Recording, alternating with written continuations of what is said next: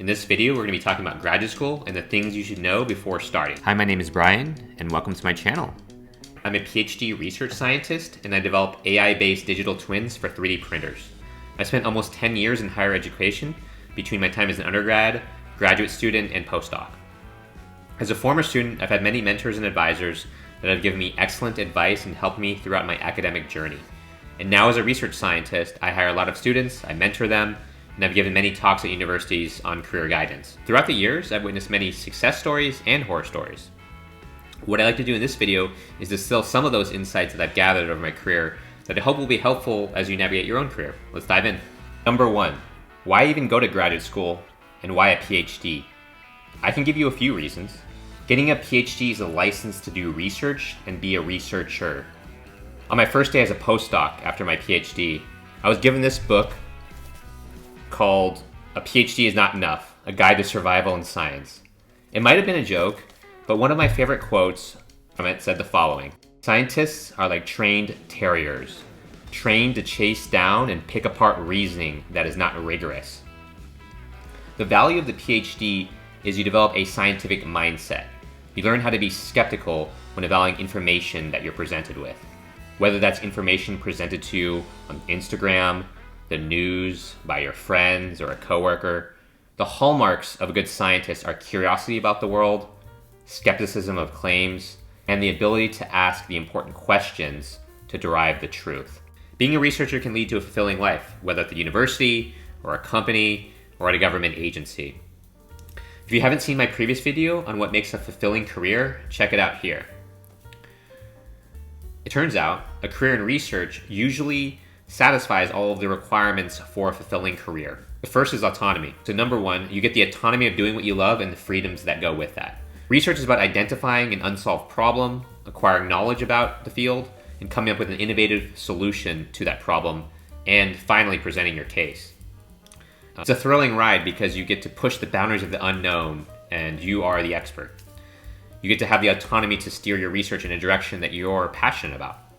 In practice, a researcher typically has a lot of flexibility. You set your own hours and schedule since you're the expert. You don't have a boss, you are the boss.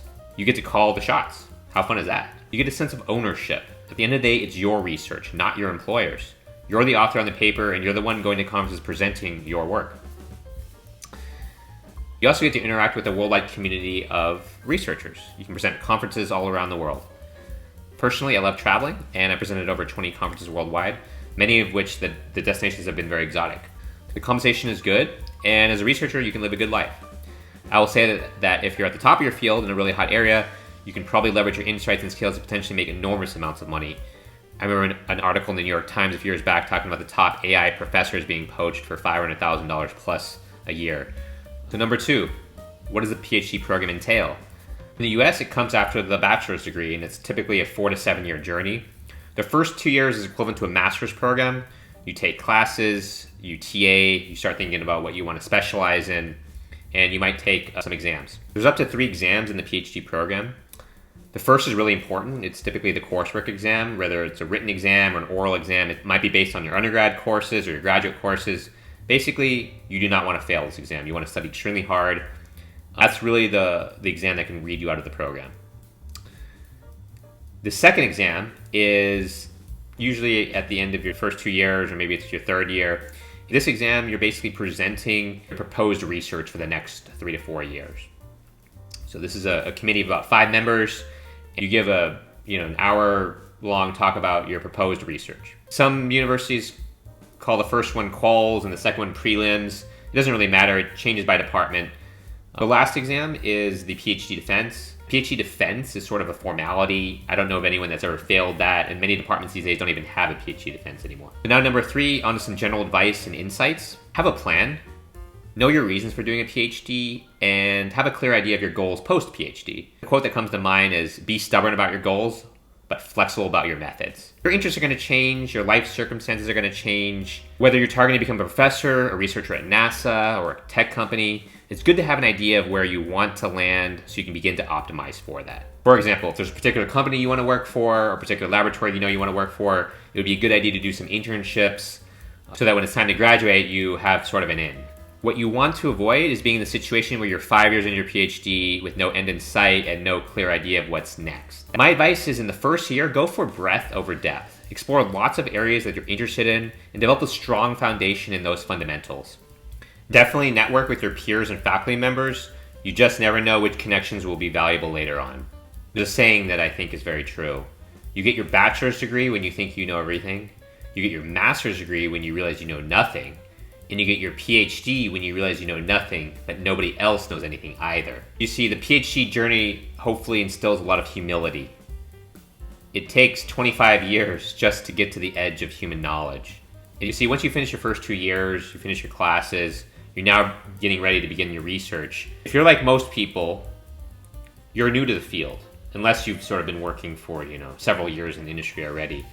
You're likely not a trained researcher yet. That's why you're getting a PhD. Because you're not a researcher yet, it is not your responsibility to find a research problem. You want to work for an advisor that has expertise in the field that you want to study. And so they should be able to find a worthy problem worth tackling. You want a PhD advisor that says, you know what, don't go after this area. A lot of smart people have already tried and failed. You should go after this. That's the type of insight that you find. On the other extreme, if you're joining a group and they've already defined everything you're going to do for your research, they've already sort of tasked out what all the students are going to do, that sounds a lot more like a company and you're more like an employee than a PhD student. You need to find the balance between being abandoned and being micromanaged. There's some balance there that you'll need to find. And this isn't really thought about a lot in the PhD, but it's monumentally important to consider for your own career. Which brings me to my next point, which is the most important decision you'll make in your PhD is selecting a suitable advisor. You're starting the PhD, you probably don't know much about the field, and all the more important to really focus on picking a right mentor where you have a great working relationship. You want to feel comfortable, you want to ensure that they're on the same page with your goals and your plans post-PhD. Would they be supportive of you branching out of academia to work at a company, a national laboratory? I have a friend that told me a story at a prestigious Ivy League university where the professor didn't want that student to graduate and therefore didn't give them a letter of recommendation at the company they were applying for. It's definitely something you'd want to avoid. The relationship between you and your PhD mentor is of utmost importance. You want to make sure you have shared career goals, make sure the mentor has time for you. They may be at the top of their field, they may look great on paper, but you just want to make sure that the partnership and relationship you have with them is solid. In my own PhD, I switched advisors many times. The first two didn't have enough time for me, the third one said he was going to retire, and the fourth one worked out. Make sure you talk to the current and former students, find out what their experiences were like, whether they'd recommend the advisor. You just want to find out if there's any sort of hidden skeletons in the closet. If you have the option, try to rotate with different advisors. In biology, this is really common, but engineering, not so much. So if you can, try to rotate with a few different labs and kind of observe the labs from a distance. And if you have the choice between writing a monolithic dissertation, 100+ page document, and publishing, say, 3 papers, definitely go with the publishing of 3 papers. No one's going to read that 100-page thing besides your advisor, and the 3 papers is going to have way more impact. Have your elevator pitch ready to go. This is a 15 to 30 second pitch of marketing your research. Have that sort of 2 to 5 minute pitch ready to go, and have that sort of 15 to 30 minute slide deck ready to go. You just never know if you're going to run into someone very influential that could give you a job. You want to be ready in case that opportunity presents itself.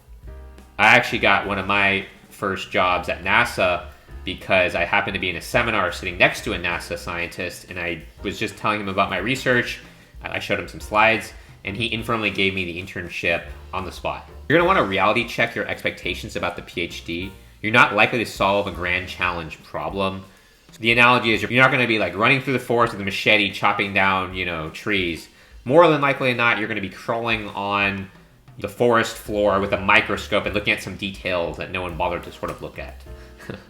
Your PhD research itself might not be the most innovative, but the skills you will learn about research and how to do it will prepare you to do very innovative and impactful work, perhaps in your next step. And I want to emphasize that if managed well, the PhD is a wonderful experience. You will gain a lot of exposure in a fascinating field that hopefully you're very passionate about. It's an investment into your education. It'll help you grow your skills and give you confidence, and it will help build out your professional network. By the end of the program, You'll have demonstrated a track record as someone who can identify problems, come up with innovative solutions, and effectively communicate. As a trained problem solver, you have a very desirable skill set outside of academia. So that's all. I hope you enjoyed this video. Please like and subscribe. And if you have questions about the PhD, whether you're thinking about doing a program or whether you're already in the program, let me know in the comments below, and I'll be sure to answer them in the next video. Thanks.